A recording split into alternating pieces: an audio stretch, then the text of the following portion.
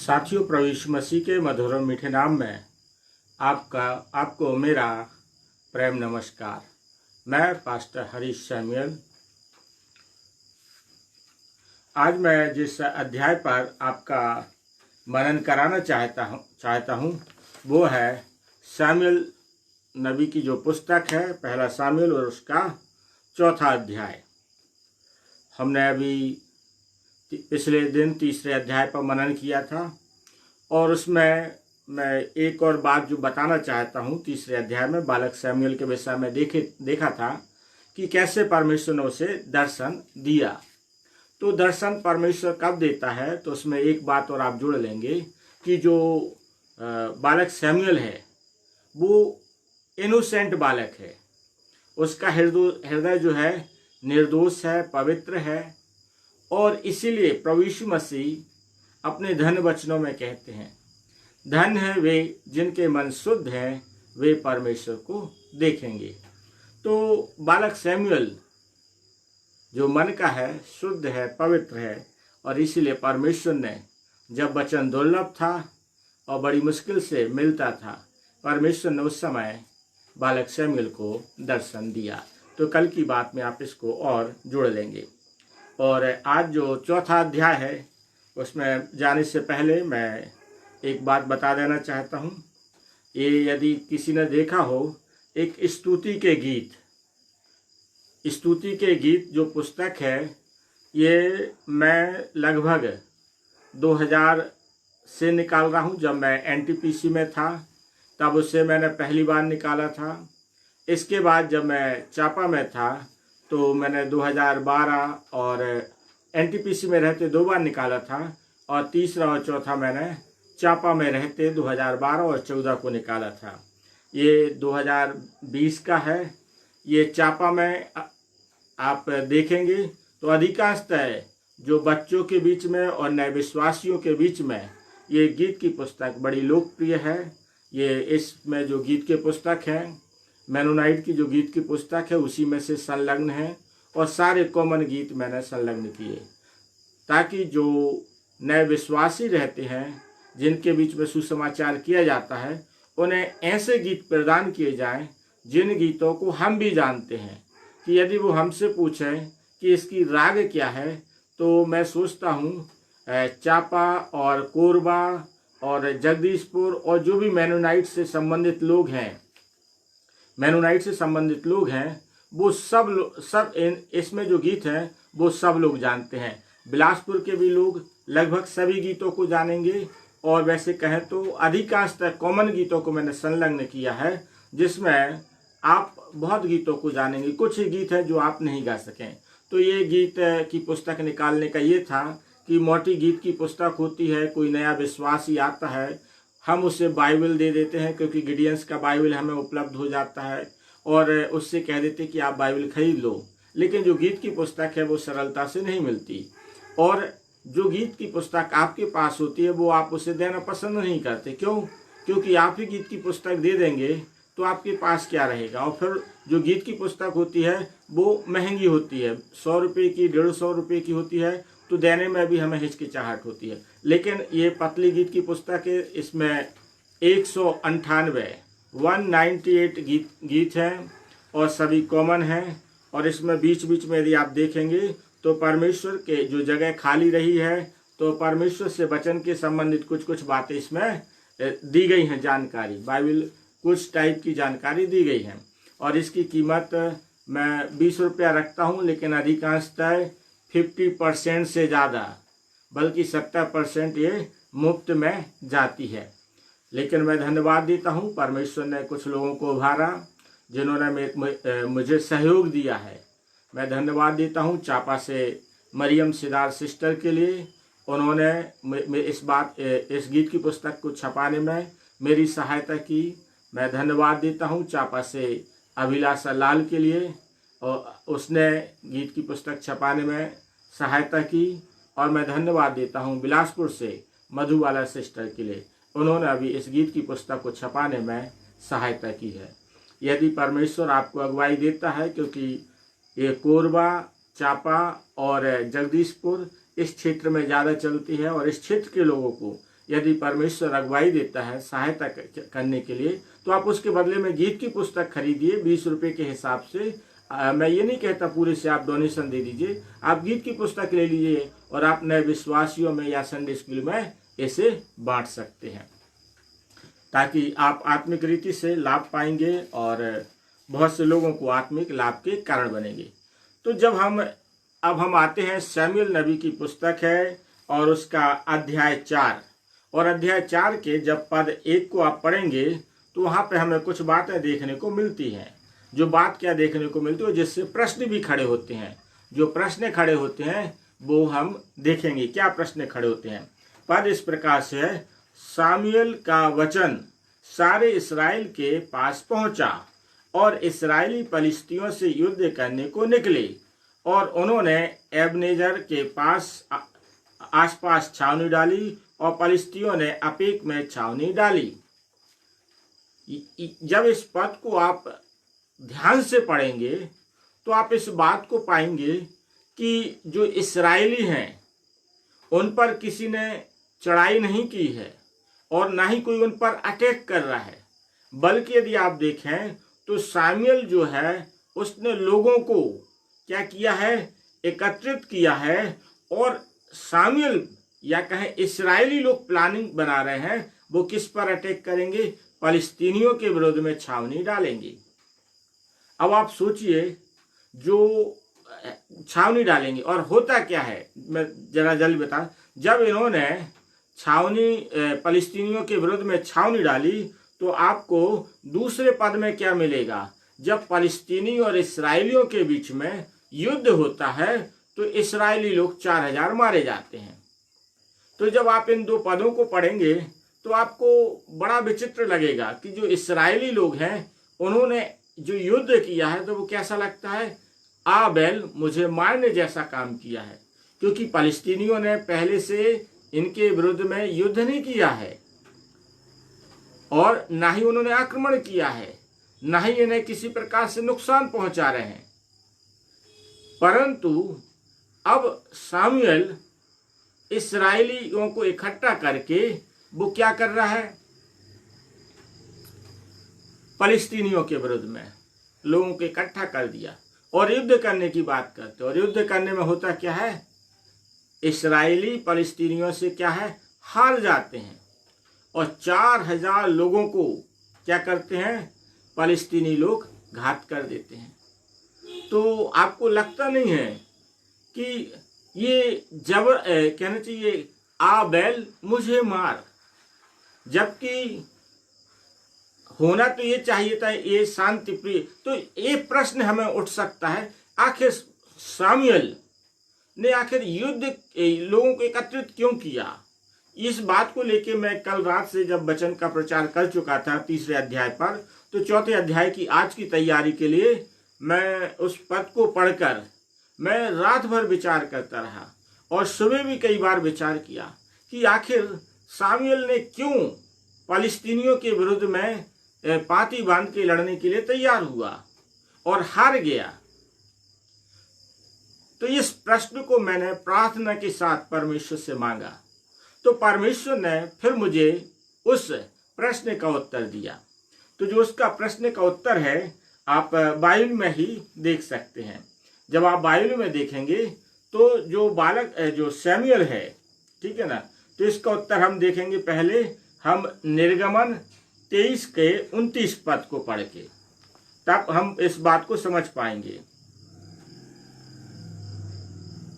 मैं उनको तेरे आगे से एक ही वर्ष में ना निकाल दूंगा, ऐसा ना हो कि देश उजाड़ हो जाए और बनेले पशु बढ़कर तुझे दुख देने लगें। अब इस पद का जो आगे आप और पहले से पढ़ेंगे तो परमेश्वर जो है मूसा से बात कर रहा है। पर जो निर्गमन उसके 23वें अध्याय का हमने पढ़ा है 29वां पद, और उसके पहले से जब आप पढ़ेंगे तो जो बात है वो है परमेश्वर मूसा से बात कर रहा है। परमेश्वर और मूसा के बीच में जो बातचीत चलती है वो बात यह है कि परमेश्वर के लोग जो प्रतिज्ञा की संतान है उन्हें कहाँ पहुंचना है, प्रतिज्ञा के देश में पहुंचना है। और उस प्रतिज्ञा के देश में पहुंचने के लिए परमेश्वर मूसा को सारी बातें बताता है और उन सारी बातों में परमेश्वर एक बात और बताता। वो एक बात जो बताता वो ये ही है कि परमेश्वर इस्राएलियों को अन्य जातियों के देश अर्थात प्रतिज्ञा के देश में विजय तो दिलाएगा, परंतु जो प्रतिज्ञा के देश में पहले से अन्य जाति रहते हैं, परमेश्वर उनको एकदम से यानी पूरी रीति से उनको नहीं निकालेगा। क्यों नहीं निकालेगा? क्योंकि ये जो इस्राएली मिस्र से निकले हैं, ये कितने हैं? मात्र 6 लाख की संख्या में हैं, स्त्री और बच्चों को छोड़कर। यदि इनका और संख्या यदि सब चीजों को मिला लिया जाएगा तो ये ज्यादा से ज्यादा 15 लाख होंगे। लेकिन जो प्रतिज्ञा के देश में रह रहे लोग हैं वो बड़ा देश है और वो उसमें रहने वाले लोगों की संख्या बहुत है। यदि आप उनके रहने वाली उनकी संख्याओं को आप कल्पना करें तो आप इस बात को देखेंगे कि जब न्यायियों की पुस्तक में आप आएंगे तो न्यायियों की पुस्तक में जब फलिस्तीनी इस्राएलियों के विरुद्ध में पार्टी बांधते हैं और इस्राएलियों को लूटते उन पर अंधेर करते हैं और जब उन पर चढ़ाई करने आते थे तो आप इस बात को देखेंगे कि जो फलिस्तीनियों की जो मिद्यानियों की संख्या है वहां पर लिखा है टिड्डियों के समान अनगिनत है। कौन? ये तो वो लोग हैं जो सैनिक है, जो इस्राएलियों के विरुद्ध में लड़ने को तैयार हैं। उनकी संख्या टिड्डियों के समान अनेक है। और जो ऊंट हैं, ऊंटों की संख्या लिखी है समुद्र के तट की वायु के समान अनगिनत है। तो ये जो अन्य जाति लोग हैं ये संख्या में ज्यादा हैं और जो मिस्र से निकलने वाले इस्राएली थोड़े थे। और ये थोड़े से लोग यदि वहां से पूरा परमेश्वर प्रतिज्ञा के देश से यदि पूरे इस्राएलियों को पूरे अन्य जातियों को निकाल देता तो लिखा है कि यदि वो पूरे निकल जाएंगे तो जब आप आगे पढ़ते जाएंगे कि वो क्या है, बनेले पशु, इंसान नहीं रहेंगे तो क्या होता है, बनेले पशु बढ़ने लगते हैं। तो बनेले पशु बढ़ के नुकसान ना पहुंचाए। तो परमेश्वर ने प्लान बनाया, मूसा को बताता धीरे धीरे मैं निकालूंगा। तो यहाँ पर मूसा के साथ परमेश्वर और मूसा के बीच की बात है। जब आप इसमें आएंगे क्या कहते हैं, न्यायियों की पुस्तक में, तो न्यायियों की पुस्तक के 18 अध्याय में आप पाएंगे कि पहले अध्याय से आप पढ़ते जाएंगे यहोशू के से गोत्रों का बंटवारा होते होते, तो यहोशू की पुस्तक में भी गोत्रों का बंटवारा होता है। और जब हम न्यायियों के 18वें अध्याय पढ़ते हैं तो 18वें अध्याय में लिखा है उन दिनों में इस्राएलियों का कोई राजा न था और उन्हीं दिनों में दानियों के गोत्र के लोग रहने के लिए कोई भाग ढूंढ रहे थे, क्योंकि इस्राएलियों के गोत्रों के बीच उनका भाग उस समय तक न मिला था। अर्थात जो भाग है दानियों को उस समय तक नहीं मिला था। तो अब इनकी संख्या, जब जो इस्राएली लोग मिस्र से निकले थे अब वो उतने ही नहीं रह गए थे, अब ये क्या है, बढ़ रहे थे, फल फूल रहे थे। तो अब इनको जो क्षेत्र है वो बढ़ाया जाए। तो जो शामिल है, जो शामिल नबी है, तो देखने से जब पढ़ेंगे तो ये लगता है कि शामिल नबी इसने फलिस्तियों के विरुद्ध में युक्ति बनाई, ठीक है, लड़ने को तो तैयार हुआ, ठीक है ना। तो क्यों तैयार हुआ? लगता है कि ये अनावश्यक रीति से लड़ने के लिए तैयार हुआ। लेकिन जो बात है वो परमेश्वर की योजना के अनुसार कि अब इस्राएलियों को अपने क्षेत्र को, अपनी सीमा को बढ़ाने की आवश्यकता है। और जो क्षेत्र और सीमा को है वो बढ़ाने के लिए वो क्या कर रहा है, अब फलिस्तीनियों के विरुद्ध में क्या है, वो लड़ना चाहता है और जिसके कारण से वो लोगों को इकट्ठा करता है।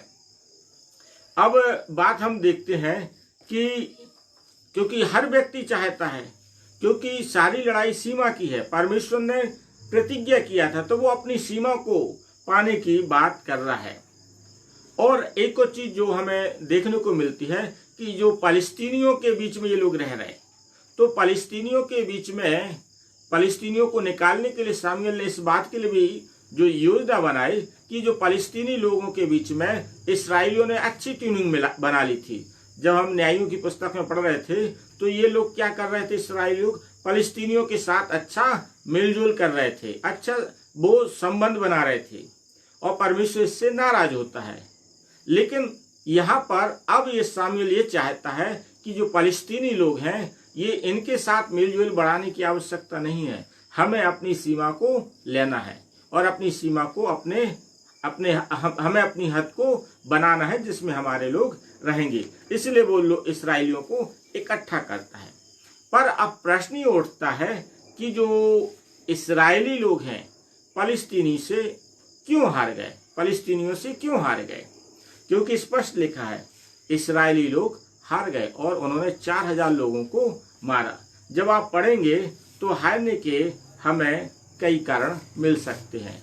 जो कारण हारने का मिल सकता है, पहला कारण तो आप यही देख सकते हैं कि इस्राएली लोग, या जब आप आगे राजाओं की भी पुस्तक पढ़ेंगे तो आप इस बात को पाएंगे कि जब जब इस्राएली लोग, क्योंकि कहाँ चूक कर गए इस्राएली लोग कि जिसके कारण से 4000 लोग मारे गए।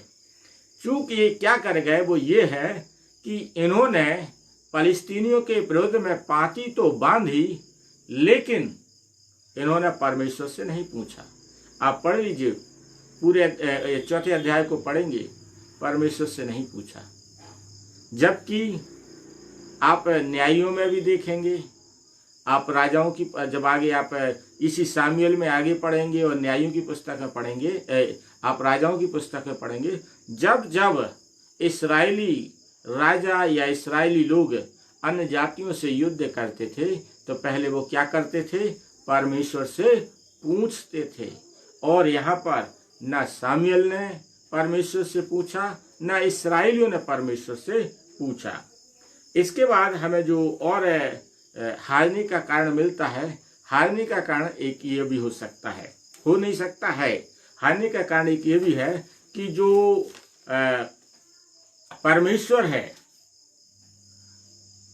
परमेश्वर ने केवल यहाँ पर नहीं हराया है इस्राएलियों को।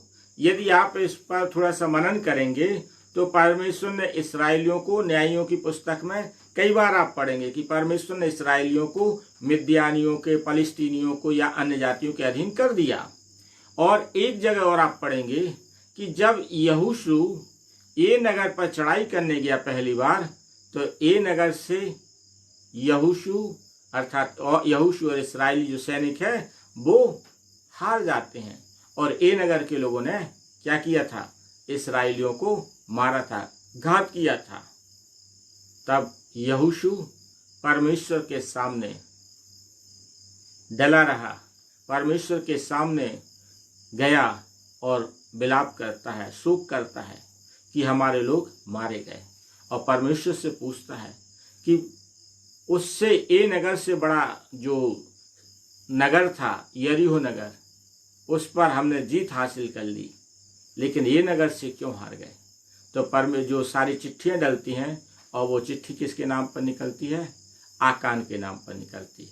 क्योंकि परमेश्वर ने क्या किया, तुमने मेरी अर्पण की वस्तुएं चोरी की हैं, इसलिए तुम आप अर्पण की वस्तु बन गए। अब यहाँ पर हारने की जो वजह है कि आप ये सोचिए, इस्राएली लोग अपने बीच में क्या कर रहे हैं, जो एली के बच्चे होपनी और पीनहास हैं, इस अशुद्धता को रहने दे रहे हैं। और आप सोचिए, जो अशुद्धता है इनके साथ ये रह रहे हैं। और इसके बाद जब आप आगे देखेंगे तो ये एक हारने का कारण है, क्योंकि परमेश्वर का भय इनमें खुद नहीं है। जो परमेश्वर का भय इस्राएलियों में होना चाहिए और याजक में होना चाहिए, इनमें वो परमेश्वर का भय नहीं है। लेकिन आप देखिए, फलस्तीनियों में परमेश्वर का भय है, जिससे मैं आगे पढ़ाऊंगा। तो फिर इसके बाद जब वो हार जाते हैं तो ये दूसरी बार इस्राएली लोग फिर क्या करते हैं, जो वृद्ध लोग हैं, जो आयु में सम्मानी लोग हैं, उन लोगों से सलाह लेते हैं और ये क्या करते हैं, वाचा का संदूक उठा के ले जाते हैं। कहाँ पर, युद्ध के स्थान पर। और यहां भी फिर वही गलती करते हैं, परमेश्वर से नहीं पूछते हैं, वाचा का संदूक उठा के ले जा रहे हैं। युद्ध के मैदान में। तो आप सोचिए, ये वाचा का संदूक, ये जानते परमेश्वर की उपस्थिति का प्रतीक, और इन्हें लगता वाचा का संदूक बचा लेगा, पर परमेश्वर से पूछा नहीं और उसको आप उठा के ले जा रहे हैं। अरे भाई, जिससे तुम सहायता मांगना चाहते हो, जिससे तुम्हें सहायता लेनी है, उससे तो पूछो क्या वो युद्ध की अनुमति देता है कि नहीं देता है। और इस्राएलियों ने, और यहाँ पर देखा जाए तो शामुएल भी शामिल है।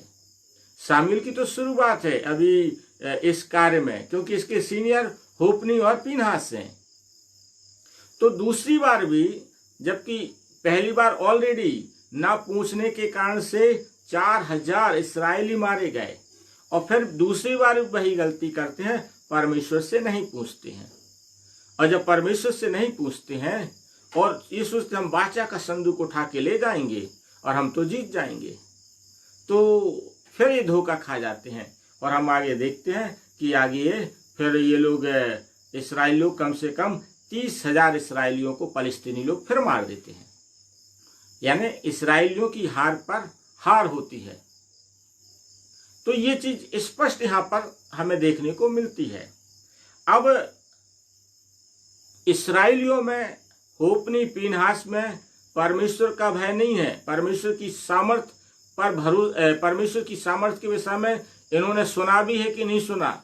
लेकिन आप जब फलस्तीनियों के विषय में पढ़ेंगे तो फलस्तीनी लोग, क्योंकि जब इस्राएलियों ने अपने युद्ध के मैदान में बहुत जोर शोर से क्या किया, परमेश्वर के नाम को लिखा है, उन्होंने ललकार का शब्द सुनते हैं फलस्तीनी लोग, तो फलस्तीनी लोग क्या करते हैं, डर जाते हैं। पद 7 से पढ़ेंगे तो लिखा है, तब फलस्तीनी डर कर कहने लगे, उस छावनी में परमेश्वर आ गया है। फलस्तीनी लोग इस्राएली के विरोधी हैं। इस्राएलियों को परमेश्वर का डर नहीं है, परमेश्वर का भय नहीं है। लेकिन फलस्तीनी लोग जिनके विरोध में परमेश्वर लड़ता आया है, वो लोग उन्होंने सुना था, और वो भी आगे हमें देखने को मिलेगा। तो ये परमेश्वर का डर इनमें क्या देखने को मिलता है, डर कर कहने लगे, उस छावनी में परमेश्वर आ गया है। फिर उन्होंने कहा, हाय, हम पर ऐसी बात पहले नहीं हुई। हाय, ऐसे महाप्रतापी देवता के हाथ से हमको कौन बचाएगा। ये फलस्तीनियों का भय है। और फिर आगे लिखा है, ये तो वे ही देवता हैं जिन्होंने मिस्रियों पर जंगल में सब प्रकार की विपत्ति डाली। सोचो, फलस्तीनी लोगों ने इस्राएल के परमेश्वर यहोवा के विषय में सुन रखा था, उसके कारण सुन में डर समाया था। लेकिन इस्राएलियों में डर देखने को नहीं मिलता है। ये और जो उनके साथ है, वाचा के संदूक के साथ कौन जाते हैं, होप्नी और पीनहास जाते हैं, जिन्हें परमेश्वर ने क्या किया था, इन्हें घात करने की मनसा बना ली थी। क्योंकि ये परमेश्वर के वाचा के संदूक के मिलाप वाले तंबू में ये सेवा करने वाली स्त्रियों के साथ व्यभिचार करते थे, कुकर्म करते थे, और बड़ा भारी पाप परमेश्वर की दृष्टि में था। और सोचिए, इस प्रकार से परमेश्वर से ये नहीं पूछते हैं, और ये वाचा का संदूक ले जाते हैं, लेकिन जिसे ले जा रहे हैं उससे उसकी मर्जी नहीं पूछते। तो इस्राएली लोग फिर 30,000 और मारे जाते हैं। तो ये एक हमें घटना को देखने को मिलता है। लेकिन हम जो शामुएल अकेले की बात को देखेंगे, तो जो शामुएल का जो मनसा थी, इस्राएलियों की क्या हो, सीमा बढ़े और इस्राएली लोग क्या करें, अच्छे उनका जो विस्तार हो और वो अच्छे से रहने पाए। तो शामुएल की मनसा गलत नहीं थी युद्ध करने की, शामुएल की मनसा तो सही थी। लेकिन जो उसके साथ जुड़े हुए लोग थे वो सही लोग नहीं थे। सेवा का एक, यदि देखा जाए तो एक प्रतीक भी हमें देखने को मिलता है। आज प्रभु के कई सेवक हैं जो सेवा करना चाहते हैं और वो प्रभु के राज्य के विस्तार को बढ़ाना चाहते हैं, ठीक है ना, और वो प्रभु के राज्य के विस्तार में लगे भी हुए हैं। लेकिन जो उनके साथ लगे हुए लोग हैं वो सही लोग नहीं हैं। और जब हमारे साथ हम सेवा में आगे बढ़ना चाहते हैं, हमारे साथ सही लोग नहीं होते हैं, तो हमें क्या होता है, कई बार पराजय देखना पड़ती है, हमें हानि उठाना पड़ती, नुकसान उठाना पड़ता। तो ये सारी बातें यहाँ पर एक मनन की है। इसके बाद हमें जो देखने को मिलता है कि फ़लस्तीनी लोग के सामने जो परिस्थिति बन गई, उनको स्पष्ट समझ में आ गया, केवल अब इनके सामने एक ही बात रह गई है, इन्हें मरना तो है ही, क्योंकि इस्राएल का देवता, इस्राएल का परमेश्वर इस्राएलियों के पक्ष में आकर खड़ा हो गया है। उन्हें ये नहीं मालूम है कि परमेश्वर इनके साथ है या नहीं, लेकिन वाचा के संदूक से फ़लस्तीनियों ने मान लिया था परमेश्वर उनके साथ है।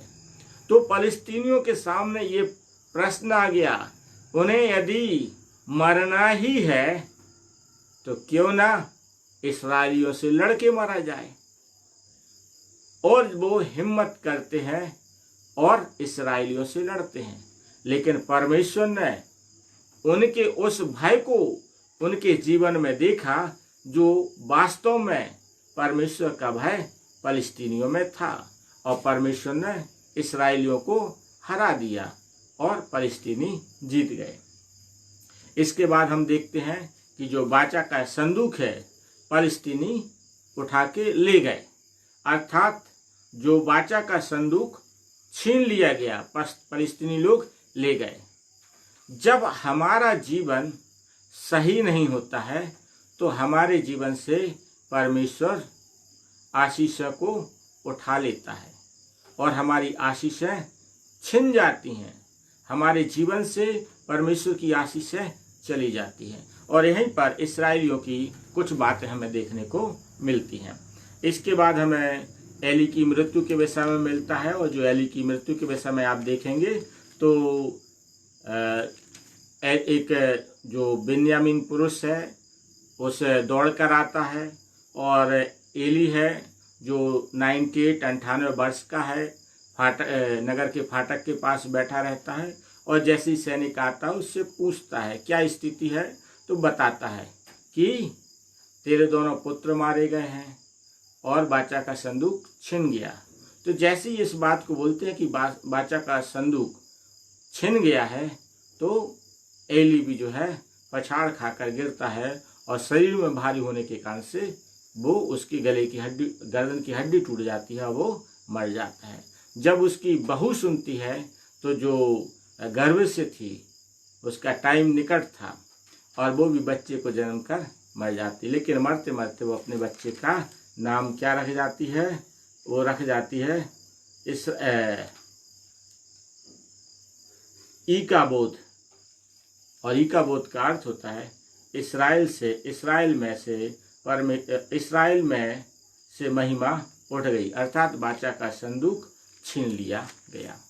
तो यहाँ पर हमें इस बात को देखने को मिलता है कि हम सामान्य रीति से समझें, हम कोई भी कदम उठाएं तो परमेश्वर से पूछें।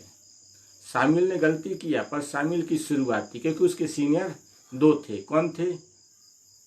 होप्नी और फिनहास। तो हम अपने जीवन में A to Z कोई सा भी कदम उठाएं, चाहे वो सेवा को बढ़ाने का कदम हो, परमेश्वर की सीमा बढ़ाने का कदम हो, परमेश्वर के राज्य को बढ़ाना है, A to Z कुछ भी करना है, तो हम इस बात को याद रखें कि हमें परमेश्वर से पूछना चाहिए। और हमारे साथ जब हम युद्ध करने जा रहे हैं, सेवा करने जा रहे हैं, तो गलत लोग नहीं जाने चाहिए, क्योंकि गलत लोग क्या करते हैं, आपको नुकसान पहुंचवा सकते, आपको हानि पहुंचवा सकते। इसीलिए जब सेवा में परमेश्वर के राज की बढ़ोतरी में जाएं तो अच्छे चरित्र वालों को ले जाएं, क्योंकि याद रखिए लोग आपके वचनों को कम सुनते हैं, आपके चरित्र को ज़्यादा देखते, आपके चरित्र के विषय में ज़्यादा सुनना पसंद करते हैं। तो हमेशा अपने चरित्र को उत्तम रखिए। और जो व्यक्ति मेरे साथ सेवा में खड़ा है, मेरे साथ सेवा में बढ़ना चाहता है, तो हमें इस बात को भी ध्यान रखना पड़ेगा कि उस व्यक्ति का भी चरित्र अच्छा होना चाहिए। और इन्हीं बातों को तीमुथियुस की पत्री में पौलुस एक सेवक के गुणों के विषय में बताता है। तो परमेश्वर अपने वचन के द्वारा हम सबों को आशीष दे। आइए हम छोटी सी प्रार्थना में जाएंगे। हमारे परम पवित्र सामर्थी परमेश्वर यहोवा, प्रभु यीशु नासरी के नाम से एक बार फिर आपके पास आते हैं। हम धन्यवाद देते हैं जीवन की तमाम आशीषों के लिए जो प्रभु आपने हम सबों को प्रदान की। प्रभु हम प्रार्थना विनती करते हैं हमारे सब प्रिय लोगों के संगो साथ हुए, इनकी जो तकलीफ परेशानियां हैं वो यीशु नासरी के नाम से दूर होने पाए और हमारे प्रिय लोग आप में आशीष पाएं और आपकी महिमा के लिए आगे बढ़ते जाएं। तो आपका पवित्र अनुग्रह हम सबों के साथ हो। सारी बातों में आपको महिमा देते हुए आपकी पवित्र दया और करुणा हम सबों के जीवन में चाहते हुए प्रार्थना प्रभु यीशु नासरी के नाम से मांगते हैं। आमीन, आमीन, आमीन। यदि आपके पास कोई प्रार्थना का निवेदन रहता है तो आप कमेंट्स बॉक्स में अवश्य लिखिए, मैं आपके लिए प्रार्थना करूंगा। और परमेश्वर ने प्रार्थना के द्वारा बहुतों को आशीषित किया है। पुनः आपको परमेश्वर आशीषित करे। धन्यवाद।